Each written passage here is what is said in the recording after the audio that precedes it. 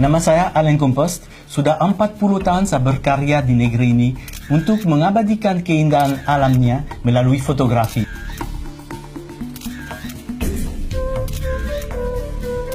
Berawal dari dorongan kuat dalam diri saya untuk melihat hewan di alam bebas, tahun 1975 saya meninggalkan kehidupan di Prancis dan pergi ke Indonesia. Tujuan pertama saya adalah kota Medan, Sumatera Utara. Sebuah kota yang sesuai dengan gambaran tentang Asia di pikiran saya sejak kecil. Namun, memberikan rasa nyaman karena di kota ini saya menemukan apa yang sedang saya cari. Petualangan dimulai di pinggir kawasan Gunung Loser, tepatnya di sebuah pusat rehabilitasi orangutan di Bukit Lawang.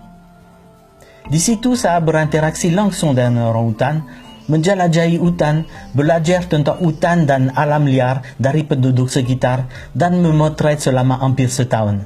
Melalui pengalaman ini, foto yang saya hasilkan mulai digunakan oleh majalah luar negeri dan kemudian organisasi bergerak di bidang pelestarian alam lokal dan internasional. Sejak tahun 1990, saya mulai membuat film-film dokumenter tentang alam Indonesia untuk disiarkan oleh saluran televisi luar negeri. Kota demi kota saya kunjungi, pulau demi pulau saya lewati, hutan demi hutan saya jelajahi. Banyak hal saya temui dalam perjalanan mengabadikan keindahan alam Indonesia. Harus saya akui, hutan Indonesia memiliki keanekaragaman hayati yang indah dan menarik. Akan tetapi ada satu hal yang selalu mengganggu pikiran saya setiap kali bertugas, baik itu mengambil gambar atau membuat video, yaitu rendahnya kesadaran masyarakat Indonesia akan kelestarian alam. Berkali-kali saya menemukan jerat yang digunakan untuk berburu. Segala jenis hewan dapat tertangkap oleh jerat, termasuk binatang langka yang terancam punah.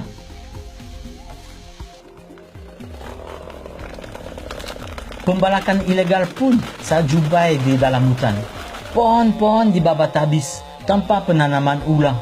Seringkali pada pelaku justru tahu dan paham betul apa yang mereka lakukan dapat membahayakan alam tempat mereka hidup berdampingan. Sayangnya kesadaran ini kalah oleh keinginan untuk memperoleh untung dari hasil pengundulan hutan dan pemburuan hewan langka. Padahal apa yang mereka eksploitasi itu habis, mereka akan kehilangan sumber pencaharian karena sumber daya alam yang mereka kuras tidak dapat diperbarui kembali. Akibatnya, Indonesia akan menjadi negara materialistis yang konsumtif, yang bergantung penuh pada teknologi, kebiasaan yang tidak bisa menjamin kesinambungan untuk di masa depan. Tidak jarang saya menyaksikan perubahan besar dari sebuah hutan yang saya pernah kunjungi di masa lalu. Kesedihan saya tidak bisa hindari ketika melihat hutan rusak dan kosong. Tidak ada kehidupan liar lagi. Ada hutan yang betul-betul habis. Ada pula yang berubah menjadi perkebunan sawit atau tanaman lainnya. Kekhawatiran pun muncul dalam pikiran saya. Akankah generasi mendatang sempat merasakan keindahan alam yang saya nikmati dulu? Atau mereka hanya akan menyaksikan lewat foto dan video saja? Hasil dari merusak alam hanya akan dinikmati oleh sebagian kalangan. Namun, akibat dan dampak merugikan dapat dirasakan oleh semua orang. Air, udara bersih, dan hasil-hasil hutan yang dulu menjamin kualitas hidup yang lebih baik terancam musnah tanpa bisa diperbarui kembali. Indonesia telah menyambut saya dengan hangat dan menerima kehadiran saya dengan sangat terbuka, serta telah memberikan dukungan terhadap apa yang saya kerjakan. Memperingati 40 tahun bertualangan saya di Indonesia, saya akan mengunjungi tempat-tempat yang pernah saya singgahi dari Sabang sampai Merauke.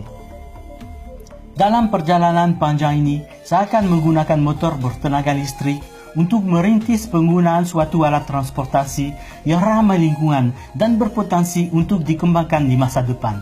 Saya ingin bertemu kembali dengan masyarakat, berdialog tentang bagaimana mereka beradaptasi dengan perubahan lingkungan yang telah terjadi. Harapan saya, masyarakat bisa sadar dan bangga terhadap kekayaan alam yang mereka miliki juga bersemangat untuk mendukung usaha pelestarian alam yang dilakukan oleh LSM-LSM dan pemerintah. Tanpa dukungan masyarakat lokal, kekayaan alam Indonesia tidak akan bisa diselamatkan. Satu kali pertemuan tidak akan cukup untuk berinteraksi dengan masyarakat dan mencari solusi supaya mereka bisa menjaga hubungan harmonis dan keanekaragaman hayati di negeri ini.